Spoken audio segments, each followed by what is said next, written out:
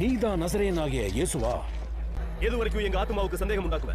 நீ கிறிஸ்துவானால் எங்களுக்கு தெளிவாய் சொல்ல. அத உங்களுக்கு சொன்ன, நீங்க விசுவாசிக்கல. பிதாவின் நாமத்துல நான் செய்யற கிரியைகளை என்ன பத்தி சாட்சி கொடுக்க. என் பிதான்னா நீ என்ன சொல்ல? நீங்க என் மந்தையின் ஆடுகளா இல்லாதனால விசுவாசிக்காம இருக்கிற ஆடுகள் ஏன் சத்தத்துக்கு செவி கொடுக்குது? நான் அவைகளை அறிந்திருக்கிறேன். அவைகள் எனக்கு பின் செல்லும். இப்ப அவன் தான் கிறிஸ்துன்னு சொன்னா, ஆனா நம்ம நம்பல. இந்த தூஷணம் நான் அவைகளுக்கு நித்திய ஜீவனை கொடுக்கிறேன். அவைகள் ஒரு காலம் கெட்டு போவதில்லை. ஒருவன் அவைகளை என் கையிலிருந்து பறித்துக் கொள்வதும் யாராலும் நித்திய ஜீவனை கொடுக்க முடியாது. இந்த பரிசுத்த இடத்துல இருந்து உன்னோட தேவதூஷணம் முழுவதும் அகற்றப்படும். அவைகளை எனக்கு தந்த என் பிதா எல்லாரிலும் பெரியவராய் இருக்கிறார். அவைகளை என் பிதாவின் கையிலிருந்து பறித்துக் கொள்ள ஒருவனாலும் கூடாது. நானும் பிதாவும் ஒன்றாக இருக்கிறோம். பிதாவின் அநேக நற்செயல்களை உங்களுக்கு காண்பிச்சேன்.